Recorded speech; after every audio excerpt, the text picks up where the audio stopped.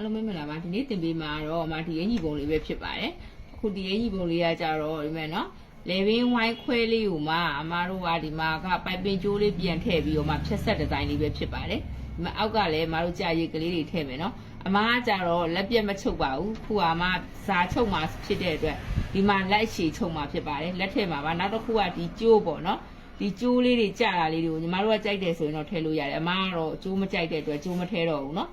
အဲ့တော့ခုအားဆိုရင်ဒီအင်ကြီးပုံလေးကိုဆွဲပါမယ်ပထမဦးဆုံးအမတို့ဒီအင်ကြီးပုံလေးဆွဲမယ်ဆိုရင်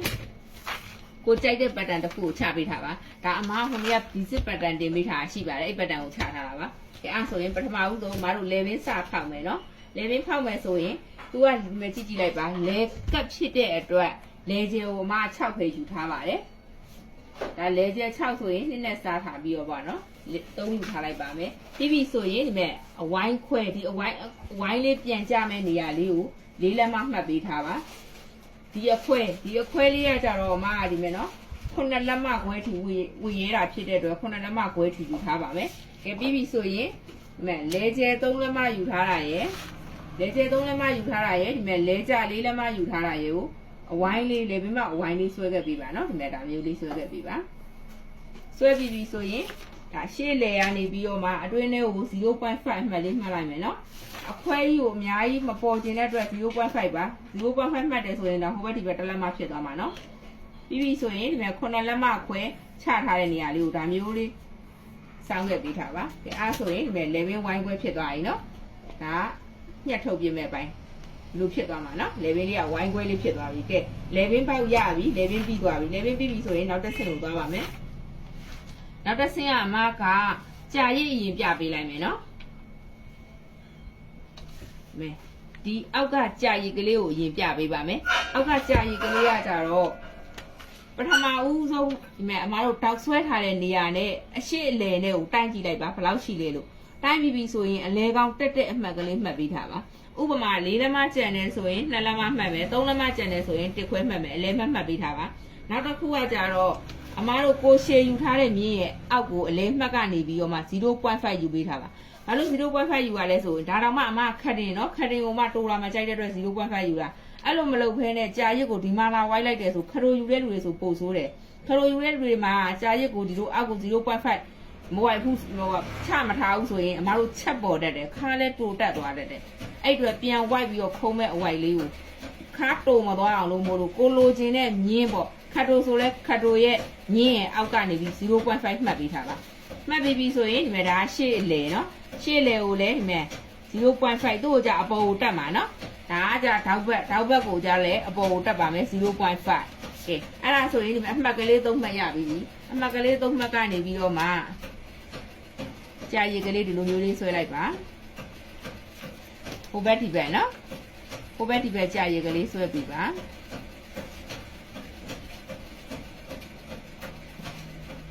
ဒါဆိုရင်ရှေ့ချမ်းအတွက်ကကြာရည်လေးပြီးသွားပြီနောက်ချမ်းအတွက်နောက်တစ်ဖက်ပေါ့နော်ဒီဘက်အတွက်လာမယ်ဒီဘက်အတွက်လာမယ်ဆိုရင်အမားတို့ကဒီမှာဒီကကွာထားတဲ့အကွာဝေးကိုရင်တိုင်းလိုက်ပါဒီမှာကအမားကအဲ့မဲ့တစ်လက်မနဲ့မှ9စိတ်တစ်လက်မနဲ့မှ9စိတ်ရှိရဆိုရင်ဒီဘက်မှာလည်းတစ်လက်မနဲ့9စိတ်မှတ်ပေးပါတစ်လက်မ9စိတ်မှတ်ပြီးပြီဆိုရင်ဒီချမ်းလိုပဲအမားတို့ကိုရှေယူထားတဲ့မြင်ကနေအောက်ကို 0.5 မှတ်ပေးပါမှတ်ပြီးပြီဆိုရင်တောက်ဘက်ကလည်း 0.5 တက်ပေးပါဘေးကိုလည်း 0.5 လေးမှတ်ပေးထားပါမှတ်ပြီးပြီဆိုရင်ဒီမဲ့နော်ဒါမျိုးလေးပြန်ပြီးဒီဘက်ချမ်းကိုလည်းရေးလိုက်ပါမယ်ဒီဘက်ကိုကြတော့မတို့ကပြပြလေးပဲသွားမယ်နော်ဒီဘက်ကိုကြတော့ဒီလိုပြပြလေးပဲဒီလိုမျိုးလေးပဲသွားပြီပါကဲအဲ့ဒါဆိုရင်ဒါအောက်ကကြာရည်လေးပြီးသွားပြီနော်ဒီကြာရည်ကဥပမာကွာထောက်ဖြောက်လိုက်မယ်နော်အမပြမယ်ထောက်ကလေးကိုဒါဖြတ်ထုံမဲ့ထောက်ကလေးပေါ့နော်ဖြတ်ထုံမဲ့ထောက်ကလေးကဒီလိုမျိုးလေးဖြစ်သွားရင်အောက်ကကြာရည်လေးကဒါမျိုးလေးဖြစ်သွားပါမယ်အဲ့ဒါကိုမှညီမတို့ကကျိုးကြိုက်တယ်ဆိုရင်ကိုကျိုးထဲလို့ရပါတယ်နော်ဒီဘက်ကနေကျိုးထဲလို့ရတယ်အမကweb make customer နည်းနည်းလေးကျိုးမကြိုက်ဘူးပေါ့နောက်တစ်ခုကလက်ပြတ်မကြိုက်ဘူးဆိုတဲ့အတွက်အမကျိုးမထည့်တာပါကဲကြာရည်ကလေးလည်းပြီးသွားပြီအမတို့က level ပေါက်လေးလည်းပြီးသွားပြီဆိုတော့ဒီမဲ့ပိုက်ပင်ကျိုးထည့်ပြီးတော့ဒီဖြတ်ဆက်ကလေးကိုဖော်ပါမယ်ဖြတ်ဆက်ဖော်မယ်ဆိုရင်ဒီနေရာမှာကြည့်လိုက်ပါပုံလေးမှာပေါ့နော်ပုံလေးမှာသူကကြတော့ဒီမဲ့ထောက်ကကြတော့အမတို့ကပိုက်ပင်ကျိုးထည့်နာထိပဲပါတယ်ဒီ ဒီအပေါ်မှာကျတော့ဒီမှာကြည့်ကြည့်လိုက်တောက်ဖြောက်ထားတယ်အဲ့အတွက်အမားတို့ကအပေါ်ပိုင်းကိုတောက်ဖြောက်ရမယ်ဟုတ်မယ်တောက်နေရလေးကိုကျတော့ပြန်ထည့်ရမယ်ပိုက်ပင်ကျိုးရဲ့အောက်ကိုကျတောက်ထည့်ရမယ်အပေါ်ကိုကျတော့တောက်ဖြောက်ရမယ်အဲ့လိုအဲ့ဒါလေးကိုအရင်ကစားမယ်နော်ကဲအဲ့ဆိုရင်အခုပိုက်ပင်ကျိုးရင်ဖြတ်ကြလို့ပိုက်ပင်ကျိုးဖြတ်မယ်ဆိုရင်ဒီမှာအမားတို့ရင်မြင့်ရဲ့အပေါ်ကိုတလက်မခွဲအမှတ်ကလေးမှတ်ပေးထားပါနော်ဒီမှာတလက်မခွဲထောင်းနေရနာလေးမှာမှတ်လိုက်ပြီနော်တလက်မခွဲမှတ်ပြီးပြီဆိုရင်ဒီမှာလေပင်အဝိုင်းယူထားတဲ့နေရာကနေတလက်မ2စိတ်လေးမှတ်ပေးထားပါ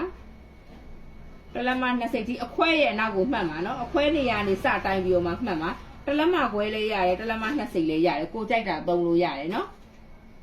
ဟိုအမားကတော့တလက်မ2စိတ်မှတ်လိုက်ပါပြီတလက်မ2စိတ်မှတ်ပြီးပြီဆိုရင်သူကကြတော့လေအမားတို့တလက်မခွဲမှတ်ထားတဲ့နေရာနဲ့တလက်မ2စိတ်မှတ်ထားတဲ့နေရာနဲ့ဒီမှာတောက်မှာတလက်မခွဲနော်ရင်မြင့်ရပုံမှတ်ထားတဲ့နေရာနဲ့ကိုဒီလိုမျိုးလေးရင်ဆက်ပေးပါသူကကြခြိုက်ပြီးဆက်တာနော်ဒီအပေါ်ပိုင်းလေးမှာဒီမှာပုံလေးထဲမှာကြည့်ကြည့်လိုက်ခြိုက်ပြီးတော့မှဆက်ထားတာခြိုက်ဆက်ပြီးပြီဆိုမှဒီမဲ့နေရာဒီဆက်ပြီးပြီဆိုရင်အမားတို့ကဒီဘက်ကိုပြန်ပြီးတော့မှတက်သုံးတာလေးကိုကြည့်လိုက်နော်ဒါမျိုးလေးဝိုင်းဝိုင်းလေးသွားပါမယ်လို့ရင်တစ်ချက်ရက်ပါရက်ပြီးပြီဆိုရင်ဒီဘက်ကိုပြပြလေးတစ်ချက်ပြန်လာပေးပါမယ်နော်တက်သုံးတာလေးကိုကြည့်ကြည့်လိုက်နော်ဟိုဘက်ဒီဘက်ဒါမျိုးလေးတစ်ချက်ရင်ပြန်လာပြီပါလာပြီးပြီဆိုရင်အမားတို့ကဒီအောက်ကြတော့မဲအမခရင်ဖြစ်တဲ့အတွက်ခါမြင့်ရင်အောက်ကိုလားစုံတာနော်ခရိုသမားတွေကကြတော့အဆင်ပြေသလိုစုံမရမှာနော်ခေါ်တာရင်တယောက်နဲ့တယောက်မတူပါဘူးဒီမဲ့ဒါကကြပိုက်ပင်ကျိုးထဲမဲ့နေရအဓိကကတော့ဒီမဲ့စုံမဲ့နေရလေးကိုဒီလိုလေးမှတ်ပေးထားပါစုံမဲ့နေရနော်စုံမက်ကဘာလဲဆိုပိုက်ပင်ကျိုးထဲဖို့ဒီမဲ့ပြန်လာပြီးစုံတဲ့နေရာလေးကိုပြောပါနော်အဲ့စုံမဲ့နေရာလေးကိုမှတ်ပေးထားပါတက်သုံးတာတင်မတို့ကရသွားပြီဆိုရင်တော့ဒီအပေါ်ပိုင်းထောက်ကလေးကိုဖြောက်လိုက်ကြလို့ဒါလေးကပိုက်ပင်ဒီနေရာလေးကညှက်ထုံးမဲ့အပိုင်းလေးပါဒါပိုက်ပင်ရိုးထဲဖို့ညှက်ထုံးမဲ့အပိုင်းလေးတွေပါနော်ဒါလေးတွေကညှက်ထုံးမဲ့ဟာလေးဒီနေရာထိဒီစုံမဲ့လေးကိုမမေးနဲ့နော်မှတ်ဖို့ရကဲအဲ့ဆိုရင်တောက်ဖြောက်ကြလို့ကဲအဲ့ဆိုရင်ဒီမဲ့တောက်ဖြောက်မယ်နော်တောက်ဖြောက်မယ်ဆိုရင်အလဲကောင်ကနေပြီးတော့မှတောက်ကိုခွဲပေးထားပါပြီးပြီဆိုရင်ဒါကတော့မတို့အရင်ပတန်တွေမှာလည်းဖြောက်တာတွေရှိပါတယ်ဒီလိုပြန်ညှက်ထပ်တာပေါ့နော်အဲ့လိုပုံစံမျိုးလေးပြန်ညှက်ထပ်ပေးထားပါ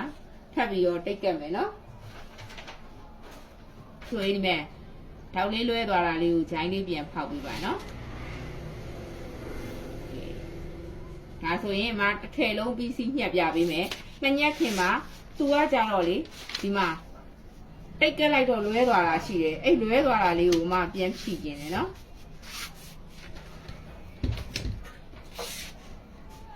လွဲသွားတာလေးကိုပြန်ဖြည့်ပေးပါ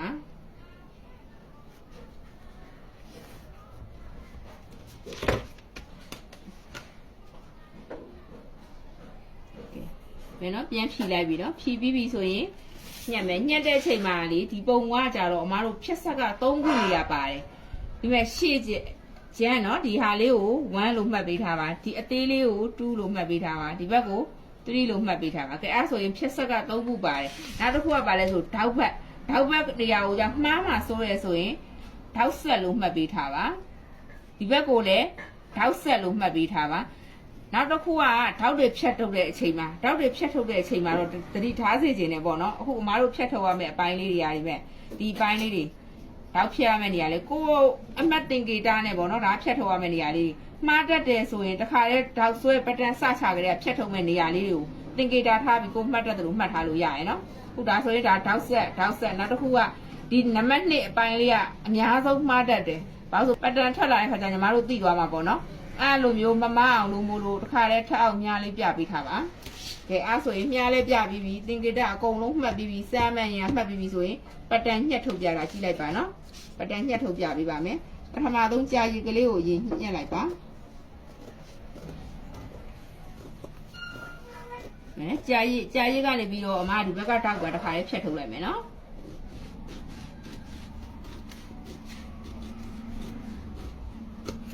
တောက်ဖက်ပြီးသွားပြီဆိုရင်ဒီဘက်ချမ်း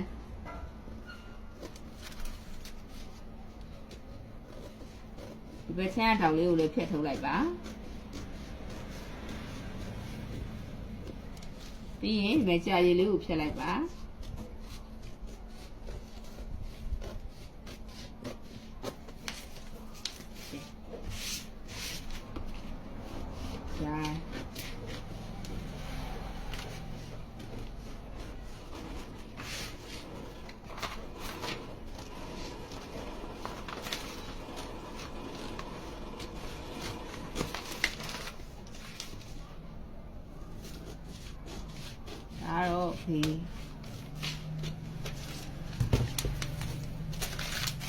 ဒီနေရာလေးဒီကလာပါပြီ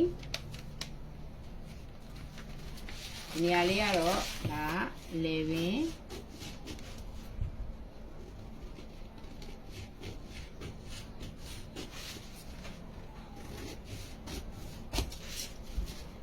ချက်မယ်နော်ဒါပိုက်ပင်ထည့်မဲ့နေရာဖြစ်ပါတယ်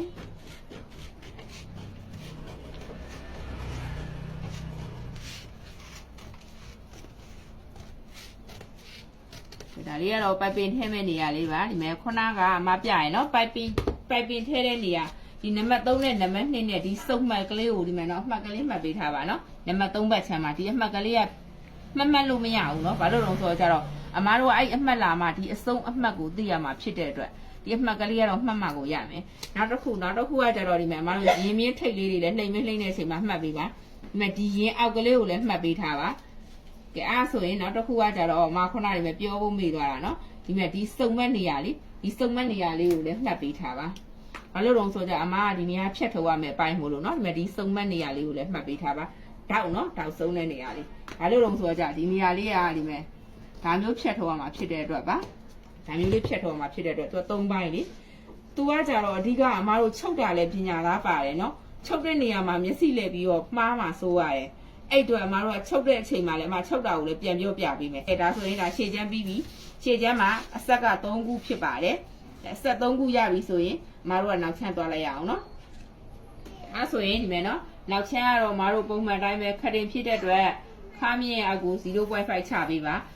ပြီးရင်ဒီကောင်ကိုဖြတ်ထပ်မယ်နော်နောက်တစ်ခုကကြတော့အမကဒါတိတ်ကက်တာတွေပါတော့မပြတော့ဘူးနော်ဒီမှာကကြတော့0.5 ဝင်မယ်ဘာလို့လဲဆိုအမစစ်တက်မှာဖြစ်တဲ့အတွက်ဒါတိတ်ကက်ပြီးပြီဆိုမှဝင်လို့ရမှာနော်ဒါတိတ်ကက်မပြတော့တာမို့လို့အမဗီဒီယိုရှေ့မှာဆိုလို့နောက်ချမ်းကတိတ်ပြီးတော့တအားကြီးလည်းမလိုအပ်ဘူးလေနောက်ချမ်းကြရဲလည်းမပါဘူးဆိုတော့ကဲဒါကကြတော့အမတို့ကဒါစစ်တက်မှာမှုလို့အမကနောက်ချမ်းကိုငန်းမှုဝင်လိုက်တာနော်ခါမြင်ရနေပြီးတော့မှပြီးရင်ဖြတ်ထုတ်ရင်ဒီကနေဖြတ်ထုတ်မှာဖြစ်ပါတယ်ဒီကနေဖြတ်ထုတ်မှာဖြစ်ပါတယ်ဒါကိုလည်းဖြတ်ပြီးတိတ်ကက်မယ်နော်နောက်တစ်ခုကဘေးကရှေ့ချမ်းတော့0.5 ခါသိမ်းထားတာကြာရက်မှာပြန်ပြီးတော့အဲ့တော့နောက်ချမ်းလည်းသိမ်းရမယ်နောက်ချမ်းကိုမိတ်ပြီးမသိမ်းမိဘူးဆိုရင်ဘေးတွဲတဲ့အချိန်မှာဟိုဘက်ဒီဘက်မညီမှာဆိုတဲ့အတွက်နော်နောက်ချမ်းသိမ်းရမယ်နောက်တစ်ခုကလဲကျဲကကြတော့ရှေ့ချမ်းမှာ3လက်မဆိုရင်နောက်ချမ်းမှာလည်း3လက်မ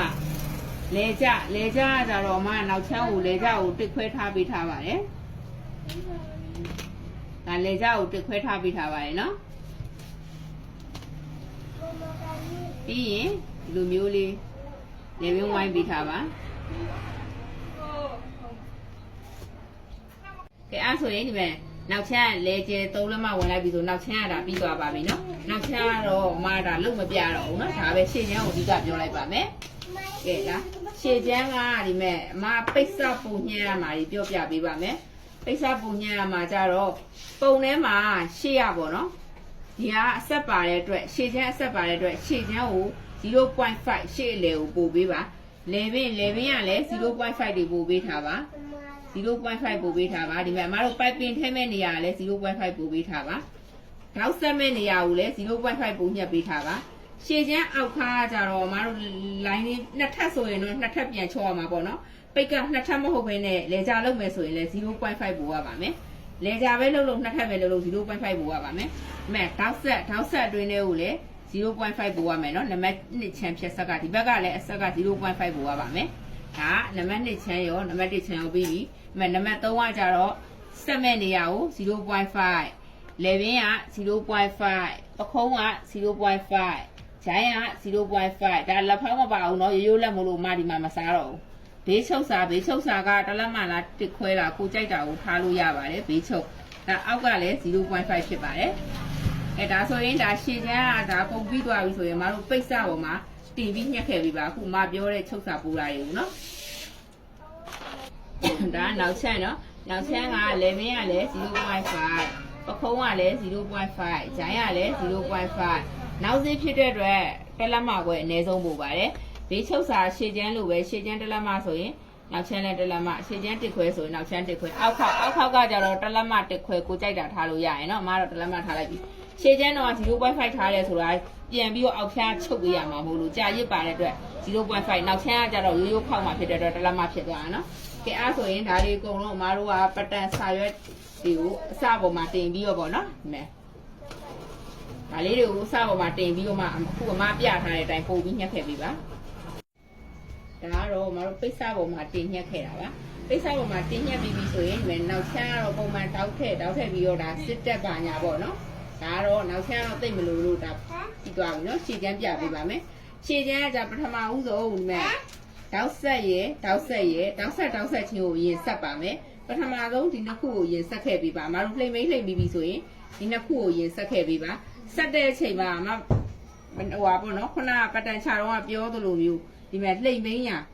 ဒီဘက်လှိမ့်မင်းညာအစင်းနဲ့ဒီမဲ့ရင်မြင့်ဆိုရင်မြင့်ရင်အောင်မြင့်ဆိုရင်အောင်မြင့်ခါမြင့်ဆိုခါမြင့်သူ့ရဲ့လှိမ့်မင်းညာအတိုင်းဟိုဘက်ဒီဘက်ညီရမယ်နော်ဒါမှရင်ပုံပေါ်မှာဖြစ်ပါတယ်အဲ့လိုမြင်းနေဟိုဘက်ဒီဘက်မညီဘူးဆိုရင်မတို့ကရင်ပုံမပေါ်ဘူးနော်